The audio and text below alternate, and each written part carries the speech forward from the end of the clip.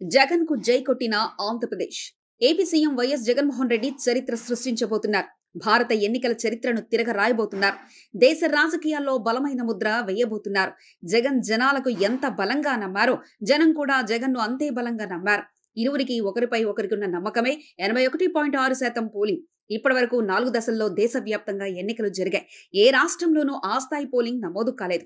2014లో 78.41%, 2019లో 79.77% polling నమోదైంది. ఇప్పుడు అంతకుమించి పోలింగ్ నమోదైంది. 81.6% పోలింగ్ నమోదు కావడానికి చాలా కారణాలున్నాయి. పాజిటివ్ ఓట్లు, నెగిటివ్ ఓటు పోలింగ్ బూతుల్లో పోటీ పడినప్పటికీ పాజిటివ్ ఓటు ప్రభావం అధికంగా ఉన్నట్లు పోలింగ్ సరళిని బట్టి అర్థం చేసుకోవచ్చు. మే 13న ఏపీలో పోలింగ్ జరిగింది. సోమవారం పోలింగ్ జరిగింది. హైదరాబాద్ నుంచే కాకుండా బెంగళూరు, చెన్నై, ఇతర రాష్ట్రాల నుంచి ఓటర్లు శుక్రవారం నుంచే ఆంధ్రప్రదేశ్కు రావడం మొదలుపెట్టారు. హైదరాబాద్ నుంచి వచ్చిన వారిలో 25% మంది కార్లలో వస్తే 75% మంది బస్సులు, రైళ్లలో స్వగ్రామానికి చేరుకొని ఓట్లు వేశారు. వీరిలో సాఫ్ట్వేర్ ఇంజనీర్లు, ఉద్యోగులు, మధ్యతరగతి, దిగువ మధ్యతరగతి, బీపీఎల్ ప్రజలు ఉన్నారు. హైదరాబాద్ లో వాచ్మెన్ గా పనిచేసేవారు, తాపి పనిచేసేవారు కూడా ఆదివారానికి ఆంధ్రప్రదేశ్ చేరుకున్నారు. వీరిలో అత్యధికంగా వైఎస్ఆర్సీపీ వైపు మొగ్గు చూపారనే అంచనాలు వెలువడుతున్నాయి. సోమవారం ఉదయం 7 గంటల నుంచే పోలింగ్ ప్రారంభమైంది. ఉదయం 6 గంటల నుంచి వందలాది పోలింగ్ బూతుల దగ్గర క్యూ కట్టారు. వీరిలో మహిళలు, వృద్ధులు అధికంగా కనిపించారు. ఏపీలో 66 లక్షల మంది పెన్షన్లు తీసుకునేవారున్నారు. వీరికి ప్రతి నెల 2,000 కోట్లు పెన్షన్ రూపంలో అందుతున్నాయి. ప్రతి నెల 1వ తారీఖునే వాలంటీర్ వచ్చి తలుపు కొట్టి చేతిలో పెన్షన్ డబ్బులు పెట్టి పోయేవాడు. ఎన్నికల షెడ్యూల్ వచ్చినప్పటి నుంచి వాలంటీర్లపై నిషేధం. వృద్ధులు గ్రామ సచివాలయాలు, బ్యాంకుల చుట్టూ తిరగలేక 76 మంది ప్రాణాలు కోల్పోయారు. ఈ ఎఫెక్ట్ మే 13న చాలా స్పష్టంగా కనిపించింది. అత్యధిక మంది పెన్షన్దారులు జగన్ మళ్లీ సీఎం కావాలని ఓట్లు వేసినట్లు స్పష్టంగా కనిపిస్తుంది. ఇక మహిళలైతే గ్రామీణ ప్రాంతాల్లో ఓటెత్తారు. డీబీటీ ద్వారా సీఎం జగన్ 2.76 కోట్లు లబ్ధిదారుల ఖాతాలో జమ చేశారు. నాన్ డీబీటీ ద్వారా మరో 1.70 లక్షల కోట్లు ఖర్చు చేశారు. ఈ ప్రభావం గ్రామీణ ప్రాంతాల్లో చాలా బాగా కనిపించింది.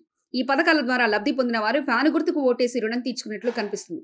ముఖ్యంగా బీసీ, ఎస్సీ, ఎస్టీ మైనార్టీలు చంద్రబాబు ఎట్టి పరిస్థితిలో రాకూడదనే కసితో ఓటేసినట్లు పోలింగ్ సరళి తెలియజేస్తుంది. అంతేకాదు అగ్ర కులాల్లోని పేదల ఓట్లు కూడా వైఎస్ఆర్సీపీకి పడినట్లు అంచనాలు వెలువడుతున్నాయి. వైఎస్ జగన్మోహన్ రెడ్డి పాలనలో ఏపీలోని గ్రామాల స్వరూపం మారిపోయింది. గ్రామ స్వరాజ్యం సీఎం జగన్ తీసుకొచ్చారు. గాంధీజీ కలలుగన్న స్వరాజ్యాన్ని సీఎం జగన్ అత్యంత వేగంగా అమల్లోకి తీసుకురాగలిగారు. అభివృద్ధి అంటే హైటెక్ సిటీ లాంటి బిల్డింగ్లు కాదని, అభివృద్ధి అంటే గ్రామాల అభివృద్ధి అని ప్రజలకు అర్థమయ్యేలా చెప్పడంలో సీఎం జగన్ సక్సెస్ అయ్యారు. గ్రామ సచివాలయాలు 50 నుంచి 70 కుటుంబాలకు ఒక వాలంటీర్, ఆర్బీకేలు, విలేజ్ క్లినిక్లు, డిజిటల్ లైబ్రరీలు ఈ రోజున ఏపీలోని గ్రామాల్లో దర్శనమిస్తున్నాయి. 57 నెలలు సీఎం జగన్ ఇవన్నీ చేస్తే 14 ఏళ్లు పాలించిన చంద్రబాబు ఎందుకు చేయలేకపోరనేది సామాన్యుడు వేసుకున్న ప్రశ్న. ఆ ప్రశ్నకు సమాధానమే 81.6% ఓటింగ్. ఏపీలోని గ్రామాల్లో ప్రభుత్వ పాఠశాలలు, కార్పొరేట్ స్కూళ్లను తలదెల్లనా ఉన్నాయి. నాడు నేడు కింద 46,000 ప్రభుత్వ పాఠశాలను అత్యద్భుతంగా తీర్చిదిద్దారు సీఎం జగన్. దీనికోసం 15,000 కోట్లు ఖర్చు చేశారు. 8వ తరగతి నుంచి ట్యాబులు ఇస్తున్నారు. ఒక్క విద్యారంగానికే 72,000 కోట్లు సీఎం జగన్ ఖర్చు చేశారు.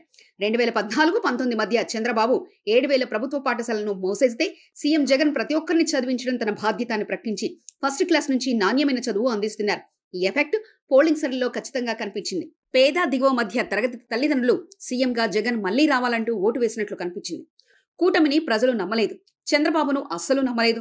పవన్ కళ్యాణ్ను ప్రజలు చీదరించుకునే పరిస్థితి ఏర్పడింది. 2014లో ఈ 3 పార్టీలు కలిసి పోటీ చేసి అధికారంలోకి వచ్చాయి. అధికారంలోకి వచ్చాక చంద్రబాబు మేనిఫెస్టోలో 10% హామీలు కూడా అమలు చేయలేదు. రైతు రుణమాఫీ, డ్రాక్వా రుణమాఫీ చేయలేదు. ఎన్డీఏ నుంచి బయటకు వచ్చి మోదీపై చంద్రబాబు చేసిన విమర్శలు ప్రజలు మర్చిపోలేదు. 2014 ఎన్నికల్లో బాబు హామీలు తన బాధ్యతన్న పవన్ తర్వాత పట్టించుకోలేదు. అవన్నీ ప్రజలు మర్చిపోయారని కూటమి నేతలు అనుకుంటే పొరపాటు. 2024 ఏర్పడిన కూటమిని ప్రజలు నమ్మకపోవడానికి ఇవే కారణాలు. బాబు మేనిఫెస్టోను పట్టుకోవడానికి కూడా ఏపీ బీజేపీ ఇన్ఛార్జ్ సిద్ధార్థ్ ఇష్టపడడం లేదంటే పరిస్థితి అర్థం చేసుకోవచ్చు. అంతేకాదు బాబు సూపర్ 6 హామీల గురించి ఏపీలో చర్చ జరగనేలేదు. కానీ జగన్ మేనిఫెస్టో రిలీజ్ చేస్తుంటే మాత్రం ఐపీఎల్ మ్యాచ్ చూసినట్లు గ్రామీణ ప్రాంతాల్లో జనం టీవీల ముందు కూర్చొని చూశారు. ఇది జగన్ మీద ప్రజలకున్న నమ్మకాన్ని తెలియజేస్తుంది. రైతు భరోసా, అమ్మఒడి పథకాలను డబ్బులు పెంచిన జగన్ మిగతా పథకాలను పెంచకుండానే కొనసాగిస్తానన్నారు. అయినా ప్రజలు జగన్ వెంటే నిలబడినట్లు కనిపిస్తుంది. చంద్రబాబు సంపద సృష్టి హామీలను ప్రజలు పట్టించుకోలేదు. చంద్రబాబు కూటమి కట్టింది తమ కోసం కాదని, వ్యవస్థలను మేనేజ్ చేసుకోవడానికని ప్రజలు బలంగా విశ్వసించారు. పోలింగ్ రోజున, పోలింగ్ జరిగిన తర్వాత జరిగిన దాడులు, అల్లర్లు ప్రజల విశ్వాసాన్ని బలపరిచేలా ఉన్నాయి. ఈసీ, పోలీసులు, ప్రభుత్వ ఉపాధ్యాయులు కూటమికి అనుకూలంగా పనిచేశారనే టాక్ బలంగా వినపడుతుంది.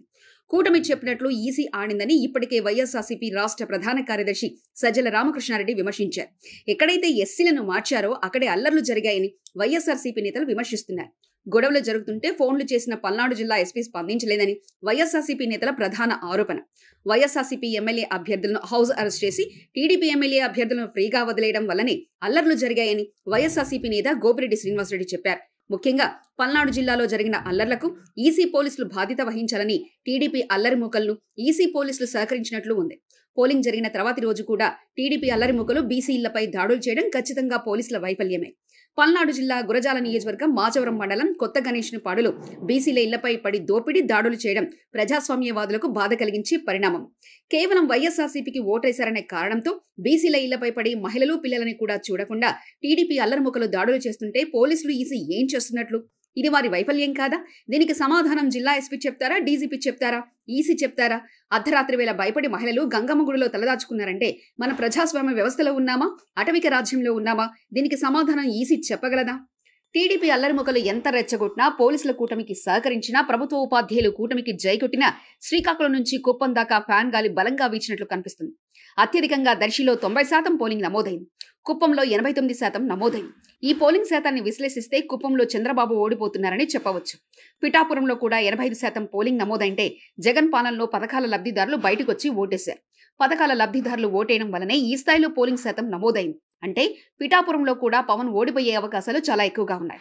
ఇక మంగళగిరి, హిందూపురంలో మామ అల్లులు గెలుస్తారా లేదా అనే దానిపై సర్వేలు రకరకాలుగా చెప్తున్నాయి. మంగళగిరిలో ఎవరు భయపడ్డా 2 నుంచి 3 వేల ఓట్ల తేడా ఉంటుందన్నారు. ఇక ఉమ్మడి గోదావరి జిల్లాలో కూటమి అనుకున్నట్లు ఓటు ట్రాన్స్ఫర్ కాలేదు. జనసేన ఓటర్లు టీడీపీకి వేయలేదు, టీడీపీ ఓటర్లు జనసేనకు వేయలేదు, బీజేపీ ఓటర్లు ఈ 2 పార్టీలకు వేయలేదు. కొందరు ఎంపీ స్థానాలకు చేయలేదు. బీజేపీ జనసేన పోటీ చేసిన 30 స్థానాల్లో వైసీపీ 20 స్థానాలు తక్కువ కాకుండా గెలుచుకుంటుందని చెప్తున్నారు. సీఎం జగన్ పాజిటివ్ ప్రచారం ముందు చంద్రబాబు నెగటివ్ ప్రచారం నిలవలేకపోయింది. సిద్ధం సభల నుంచి ప్రచారంలో సీఎం జగన్ తన సత్తా చాటితే చంద్రబాబు, పవన్ కళ్యాణ్ వ్యక్తిగత విమర్శలతో ప్రజల నుంచి చీత్కారాలు ఎదుర్కొన్నారు. వివేక హత్య గురించి ఒకసారి, దీని గురించి షర్మిలా సునీతలను తీసుకొచ్చినా అనుకున్న ఫలితం చంద్రబాబుకు కనిపించలేదు. ల్యాండ్ టైటిలింగ్ యాక్ట్ కూడా చంద్రబాబును రాజకీయంగా బతికించలేకపోయింది. సీఎం జగన్ ఎదురుదాడితో ల్యాండ్ టైటిలింగ్ యాక్ట్ పై బాబు బ్యాచ్ సమాధానం చెప్పుకోలేని పరిస్థితి ఏర్పడింది. సీఎం జగన్ టీవీకి ఇచ్చిన 2 గంటల 20 నిమిషాల ఇంటర్వ్యూ చాలా మంది మేధావులు, న్యూట్రల్స్ ఫ్యాన్ కు ఓటు పడేలా చేసింది. జగన్ ఇచ్చిన క్లారిటీ మేధావులను, న్యూట్రల్ పీపుల్ ను ఆకట్టుకుంది. సంక్షేమం, అభివృద్ధిని సీఎం జగన్ బ్యాలెన్స్ చేసే విధానం, ఆర్థిక వ్యవస్థపై అనుకున్నట్లు పట్టు, ప్రతి అంశంపై ఆయన మాట్లాడిన తీరు హైదరాబాద్ నుంచి చాలా మంది ఏపీకి వచ్చి ఓటేసేలా చేసింది. అదే సమయంలో ఏబిఎన్ కు చంద్రబాబు ఇచ్చిన ఇంటర్వ్యూ ఏదో యథాలపంగా జరిగిందని టీడీపీ నేతలే చెప్పుకొచ్చారు. జగన్ సంక్షేమ పథకాలు ఏడాదికి 70,000 కోట్లు ఇస్తుంటే వామ్మో వాయో అని గుండెలు బాదుకున్న టీడీపీ నేతలు, ఎల్లో మీడియా అంతకంటే ఎక్కువ సంక్షేమ పథకాలు ఇస్తానన్న బాబును ప్రశ్నించకపోవడంపై సామాన్యులు పెదవి విరిచారు. చంద్రబాబు చెప్పిన సంక్షేమ పథకాలు అమలు కావాలంటే ఏడాదికి 1.67 లక్షల కోట్లు కావాలి. ఈ డబ్బులు ఎక్కడి నుంచి తెస్తారన్న సీఎం జగన్ ప్రశ్నకు చంద్రబాబు నుంచి సరైన సమాధానం ఇప్పటికీ లేదు.